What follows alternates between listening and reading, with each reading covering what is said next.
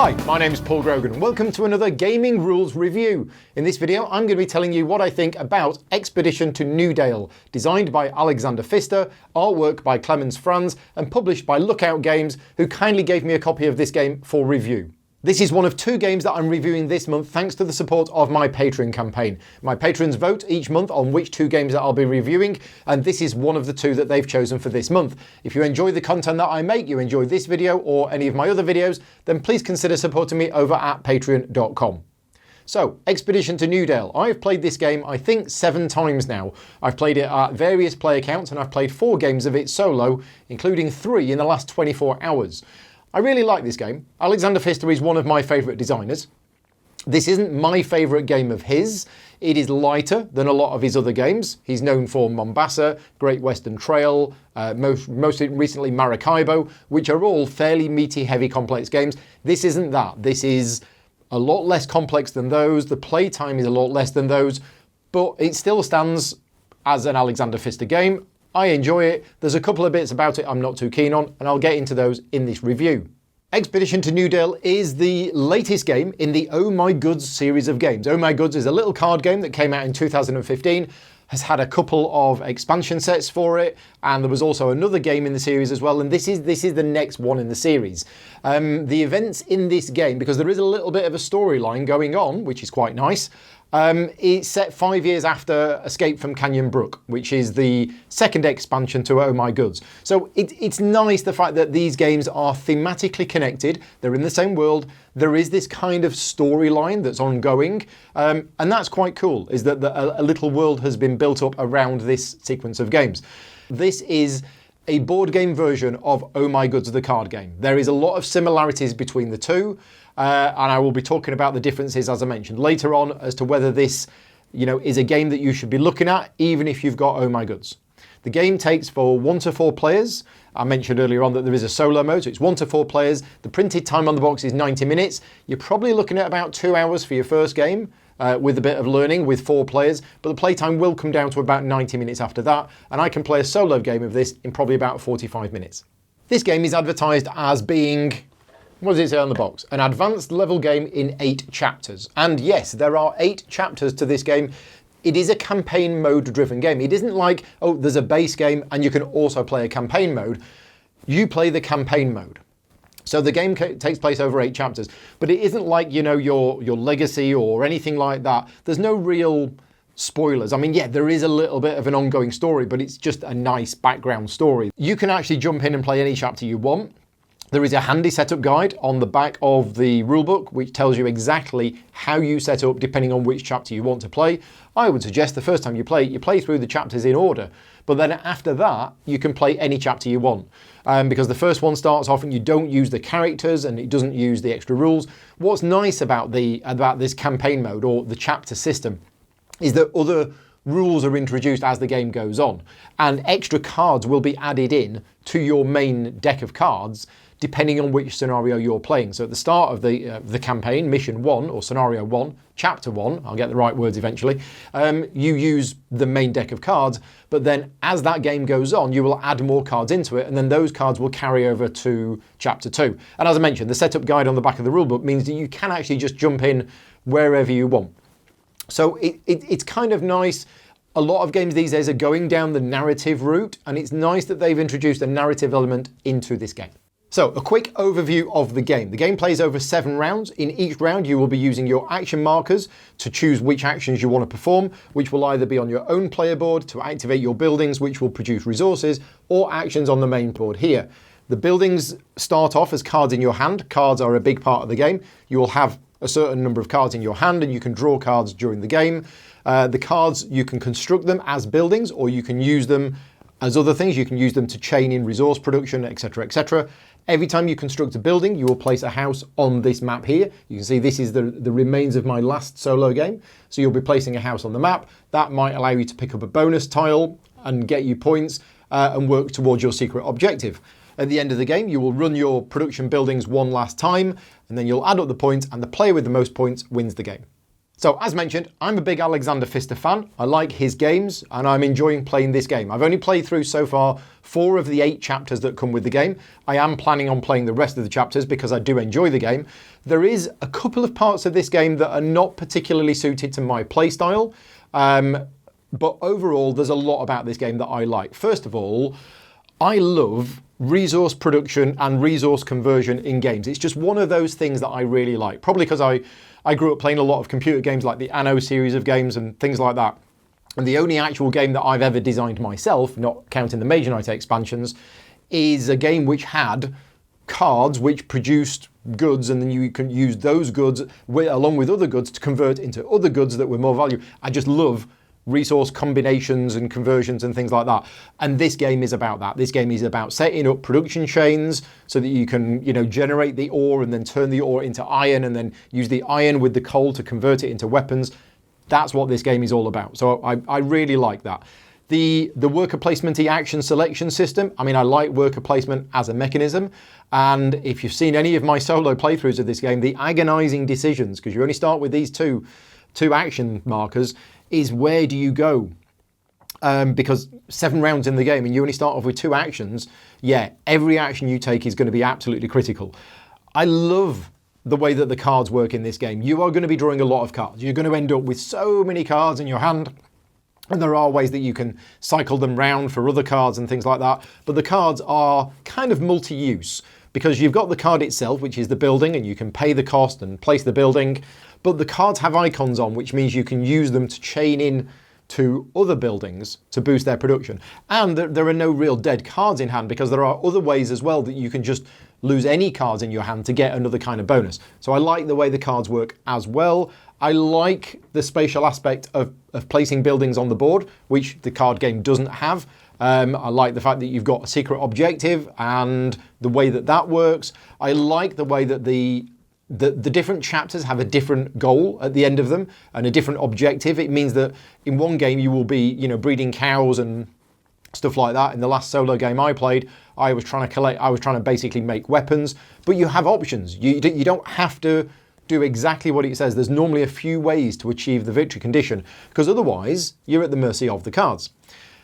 Now, the bit about the game that I'm not too keen on, and I know some people love this, but for me, it's a mechanism which doesn't sit well for me and it makes me feel uncomfortable, which is not what you want when you're playing a board game. And that is the luck element of the draw from the bag and the kind of gambling, push your luck, risk reward system. Essentially, every time you choose to activate a building, you can choose to activate it in one of 3 ways. And at the start of the round, you will see a card and it will tell you how many workers are in the labour market at the moment. And then what you will do is you will have to plan. Planning is absolutely essential in this game, and I like that bit. I have no problem with that. But you'll be basically planning and you are gambling or guessing on what's going to come out of the bag. And if the right things come out of the bag, you will be able to get, enhanced production, but only if you put that worker on that particular space. And if you didn't, and if you played it safe and you went for the lower space, then you're probably going to produce, but you're not going to produce as much. And it is just that, the luck factor. If I go to this building and I say, right, I'm going to run this building at maximum production, and then the workers don't come out, you don't get it. Whereas if they did come out, oh, great, I get lots of resources. Now, there are ways you can mitigate against that. And if the ways of mitigating against it were not in this game, I would be saying this game is terrible and just write it off and never play it again. But the game has that, and that's cards. You can throw cards away from your hand, and cards are valuable, but if you're really stuck, you can throw them away in order to make up for the missing workers that you've got. So it's not too bad, it's just me. And the thing that I'm concerned about is if you're playing a game and one player is constantly taking those risks, and then the luck of the bag means that most of those risks pay off for them, then they're going to get more resources than you. And I know a couple of people have said, oh, you've got to take risks in the game, otherwise you won't have enough resources to be able to do what you need to do.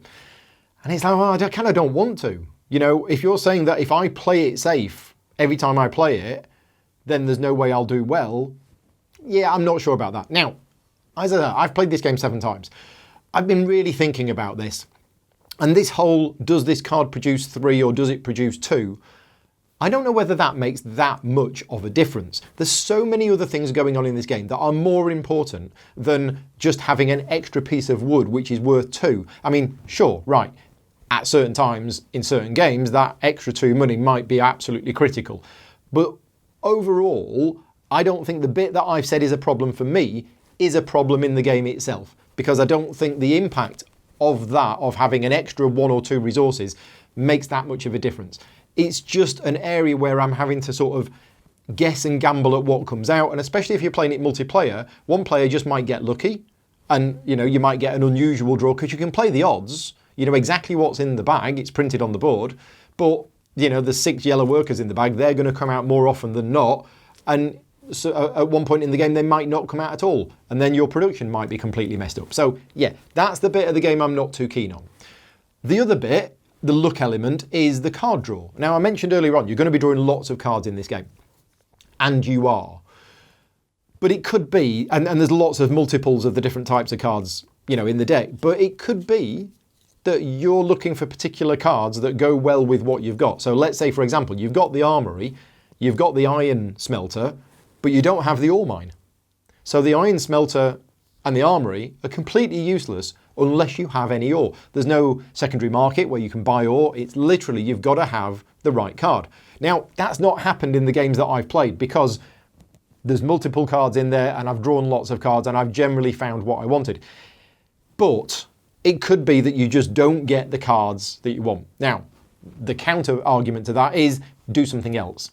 Okay, if you're sat there with half of a combo in your hand and you don't get the other combo, then don't do it. Do something else instead. You should be able to, with the amount of cards that you get in this game, have a different plan, be flexible, and do something different.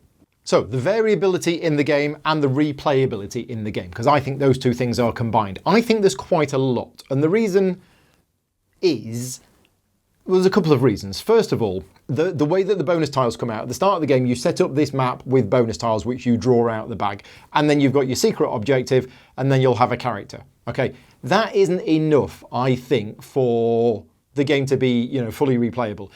Going back to the chapter system, if this game was just chapter 1, and that was it, with the variability that you have in chapter 1, I'd probably get about half a dozen plays out of this.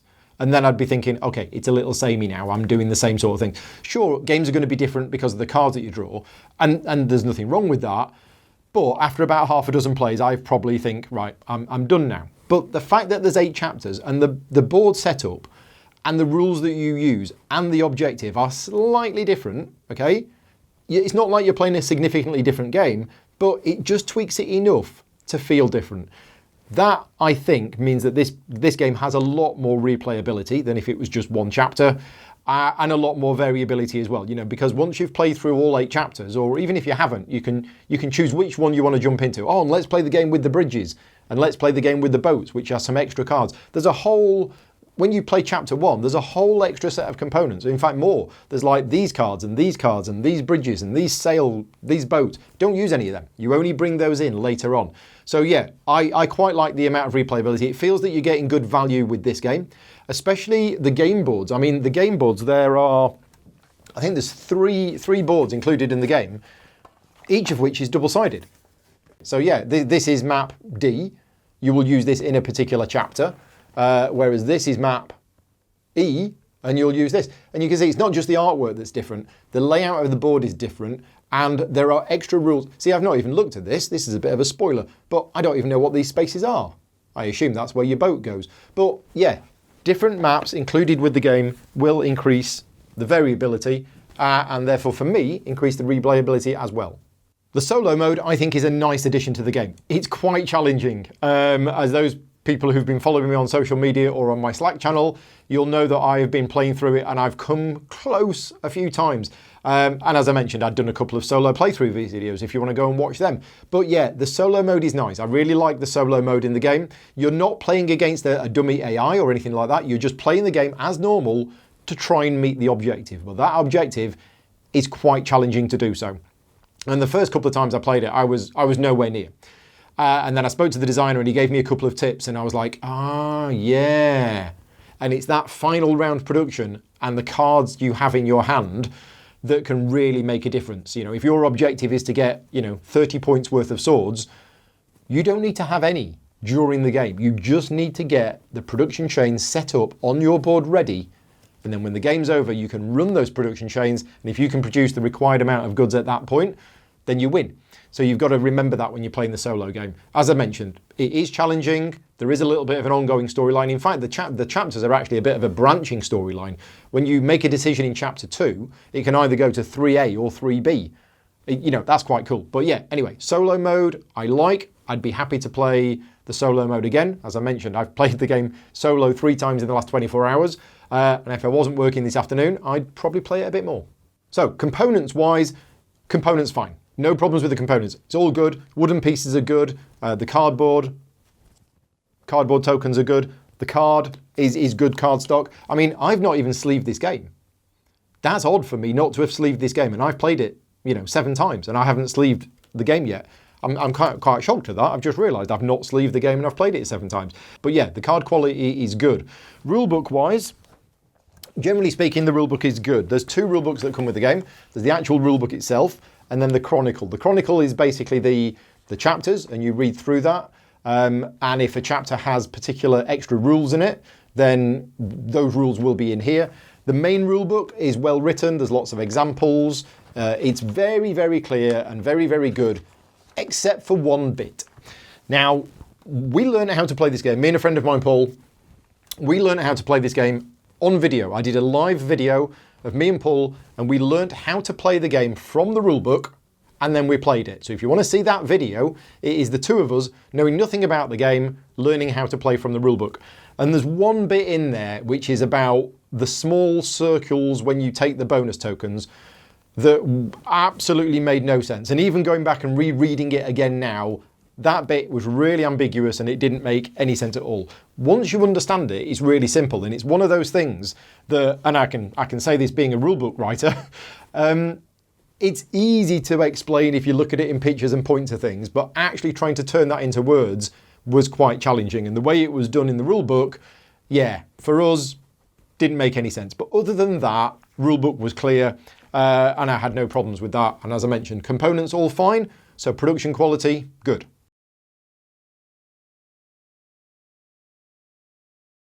And finally, if you have Oh My Goods and the expansions, and you like Oh My Goods and you've played Oh My Goods, do you need to buy this? Because some people have said you don't need to. Some people have said this is just a board game version of Oh My Goods. If you've got Oh My Goods, you don't need to buy it. My personal opinion, and I'm not here to tell you to go out and buy games, I much prefer this game. I liked Oh My Goods the first couple of times I played it, but then eventually, after a few games, I thought, this is a bit fiddly. I didn't like the fact that you were using cards for resources, and I felt that the card draw wasn't enough, that I wasn't getting the combos that I wanted. Maybe I just wasn't very good at it. But yeah, I actually went off Oh My Goods a bit. This, although this shares some of the same mechanisms as Oh My Goods, this for me is much better. And I will likely now never play Oh My Goods again because I have this. Sure, Oh My Goods is in a nice small box, so you can take it with you everywhere, and this isn't, but I believe this is a much better game. That's my personal opinion on it, which is what you're here to hear. There's a couple of changes. So it isn't just a direct copy of the card game. You get a bonus when chaining. So chaining is more important in Expedition to Newdale. If you chain during the game, you get a bonus of 1 extra resource. That wasn't there in Oh My Goods, and I believe that's a better addition. I think there's a few, I think what he's done is he's tweaked a few of the things from Oh My Goods and done a new version of the game, but actually turned it into a board game as well. And there is a thread on BGG where people were going back to Oh My Goods and playing it with some of the rules that were introduced in this game. And the designer has said, yeah, that's absolutely fine and it'll work. So yeah, you can do that. But yeah, for me, I feel the 2 games are sufficiently different. As I say, I much prefer this one, but that's because I think I much prefer a board game rather than a card game. Yeah, that's about everything. So I hope you found this video useful. As mentioned at the start, this video was made possible thanks to the support of my Patreon campaign. So if you like the videos that I create, please consider supporting me on Patreon. Even just $1 a month all goes towards the channel, helping me make more videos, buy new equipment, etc, etc. And if you are a producer level, you get to vote on which games I'm going to be reviewing next month. Other than that, thank you again to Lookout Games for providing me with a review copy of it. Thank you to Alexander Pfister for the design of it and for giving me some hints with the solo game. And until next time, take care and thanks for watching.